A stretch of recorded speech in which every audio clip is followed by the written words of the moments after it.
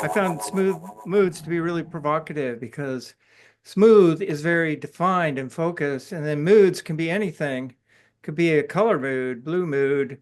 The only thing I could think of that wouldn't be applicable would be a smooth, angry mood. Hmm. Well, now I like that as a challenge. I think we should try to Yeah. find something that matches that. Most of my choices are smooth, purple to green moods and all the variations in between.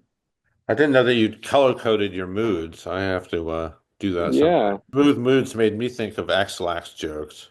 I approached it. I don't know. I thought smooth. It made me think. Besides the X-Lax connection, I thought of smooth jazz, which is another thing that kind of made me bristle. Um, so yeah, I guess I really, of the two words, smooth kind of carried more weight with me, but I tried to find stuff that would take it in a new direction. The smoothness of the sound. First thought was ambient, because in some ways that's pretty smooth. But I don't know, that felt a little too easy. And it turned out that the way I ended up approaching was, for lack of a better word, I was looking for a certain vibe. And I decided that I wanted groove and I wanted propulsion, but at the same time, it had to be smooth. I like the propulsion. Yeah, it seemed important. When I think smooth, I think hair removal, depilation. Um, uh, and I think Southern Soul. So I've got Ann Peebles here. I Can't Stand the Rain. This record, like all her records, is pretty great. And like all her records, it sounds sort of like the female version of Al Green. You've got the same rhythm section propelling the proceedings. It's the high rhythm band of High Records down in Memphis, Tennessee, and there's just this sort of loping beat that I really like and find very soothing, even when she sort of steps up the ups the temperature a bit with stuff like "I'm gonna tear your playhouse down," which is obviously something that is anger is not a smooth sentiment, but there's an overall smoothness to the music because there's a kind of gliding quality that carries it for the duration. Yeah, through a range of emotions. The So that's item number one, Ann Peebles. The second entry in the smooth sweepstakes that I've got is from Germany. This is a totally different kind of smooth, the kind of smooth that comes from like having all the wires connected to the right sockets. Kraftwerk, Autobahn. And you just take a trip with these guys down the wonderfully uniform freeway system of the Federal Republic of Germany. And nothing much happens except that you merrily sing along with Ralph Florian and the boys. Gefahren, fahren, fahren auf der Autobahn. It's got this great sedate quality to it that I don't know. Kraftwerk sort of captures this kind of cool that is not cool, cool. It's just this kind of like watery cool. This sort of elemental, semi-reptilian coolness, I guess. You glide with Ann Peebles, you slide with Kraftwerk. Slide down the road. Then finally, we've got smooth as in untextured surface of a suppository. Julie London, yummy, yummy, yummy. Yeah, this is smooth like X-Lax. On this particular album, Ms. London, she her sensuality accents the sounds of today. So this is today. This today was over 50 years ago. We've got her doing Stoned Soul Picnic, Light My Fire, Louie Louie and Okay. Yummy Yummy Yummy. I've got love in my tummy, which yeah, no, so here we go, the bukkake of smoothness. On to you, Chris. Thanks, Eric. And my first record is Halamanta by Brant Bjork from 1999. Um, this black on black cover. This is, I don't know, some reissue from 10 or 12 years ago. The original cover, I don't think, was quite like this. So, this was Brant Bjork's first solo album. He was a founding member of Caius, is the drummer, the Palm Desert stoner metal group, like the people who pretty much invented stoner metal.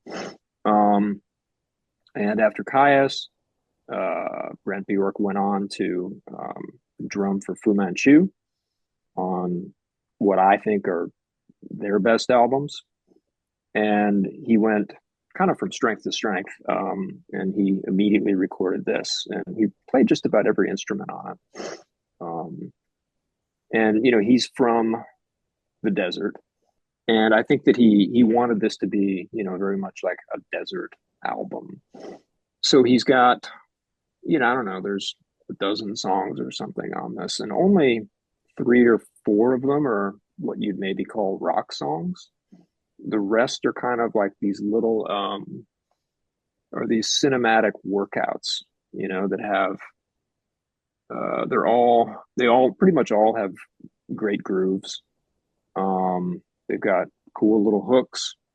They're the kind of thing you could imagine like soundtracking, some retro surf movie. Yeah, it's a fantastic record, and there's a little bit of, it's a little bit funky. There's a little bit Latin in there. There's definitely a little bit of soul, but it's mainly, it's a desert rock record, and it holds up after all these years. It's Kyoto Jazz Massives, Spirit of the Sun. This is from, I think, 2002. As you might guess, these guys were from Kyoto. They're still around, actually.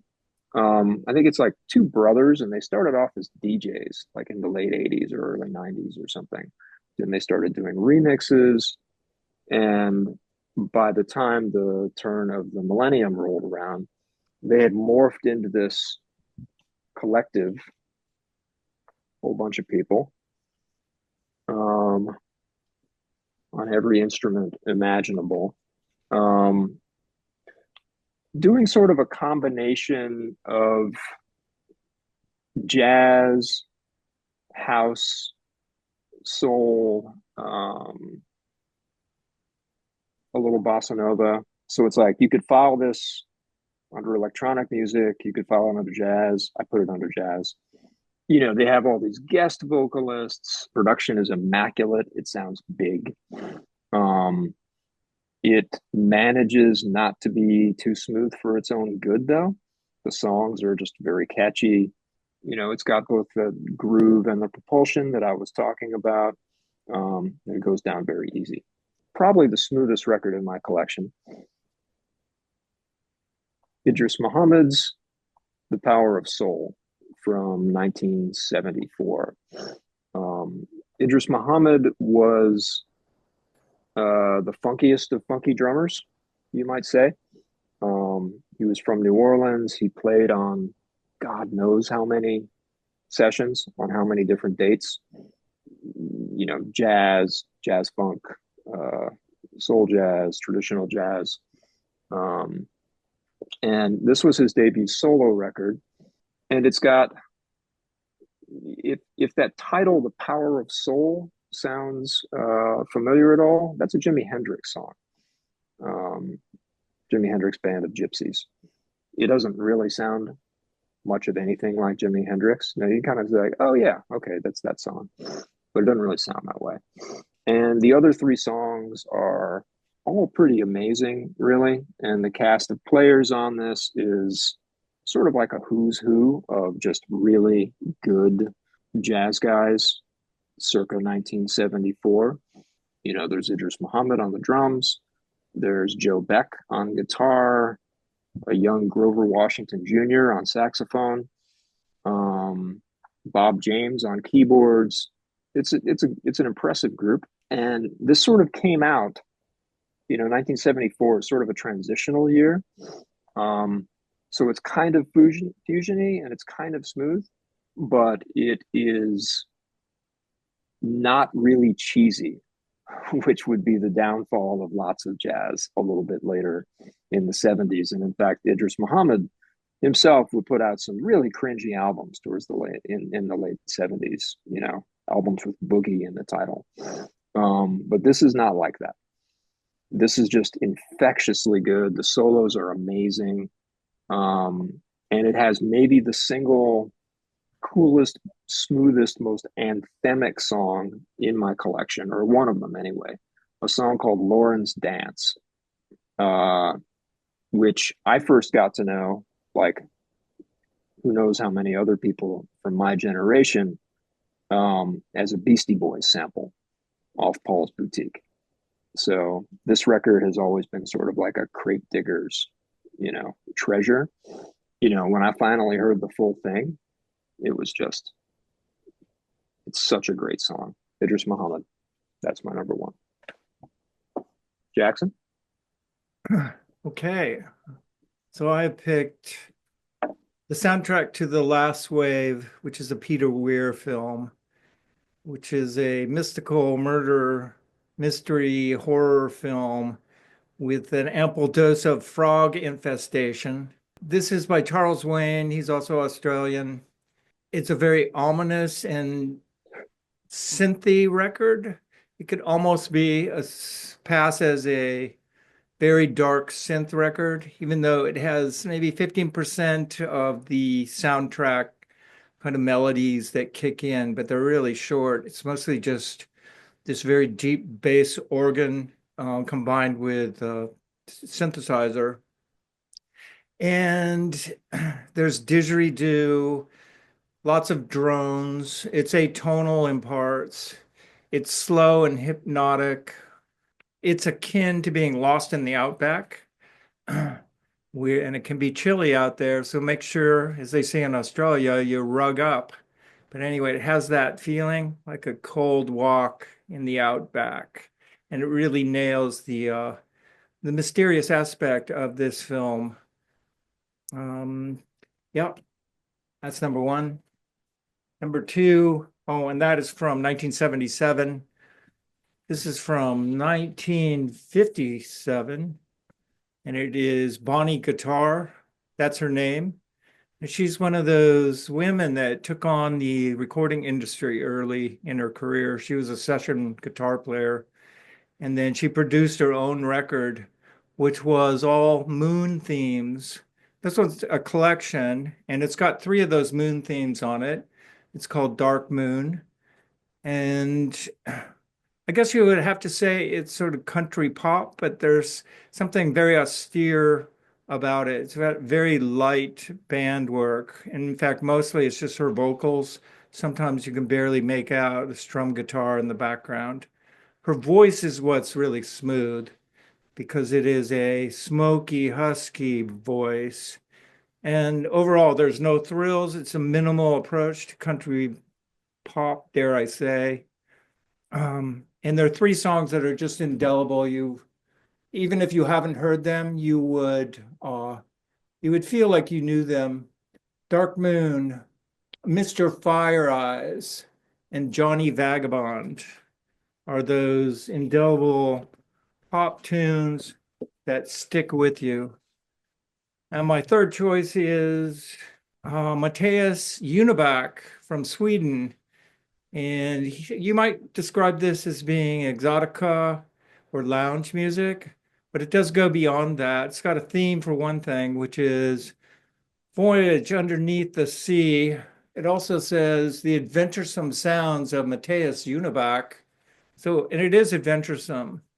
And I think it goes beyond the formula of exotica or lounge because of its use of synthesizer. It's also got horns, vibraphone, Just a full band. He's got another band called Ixtahali, which I don't care for, but this solo effort is fantastic. It's sparse, it's deep, like the deep sea. Repetitive rhythms keep things moving along, and it's got the synthesizers sound like they're being recorded underwater. And there's a lot of confidence in this when I put it on. I feel like I'm going to get an enjoyable music experience. So I recommend this to anyone that collects lounge or exotica, but those of you maybe that didn't connect with that genre, there's something a little bit more experimental, a little bit more minimal. So, Voyage Underneath the Sea, Matthias Unibach from 2019. So it's fairly recent. Good for a submarine ride late at night. The greasy and recalcitrant sounds. I laughed. I cried. Countering an inquisitive kraken. That's probably a good thing. Hairball, hairball, hairball, hairball. Pretty smutty. I got really. I remember the Fat Boys.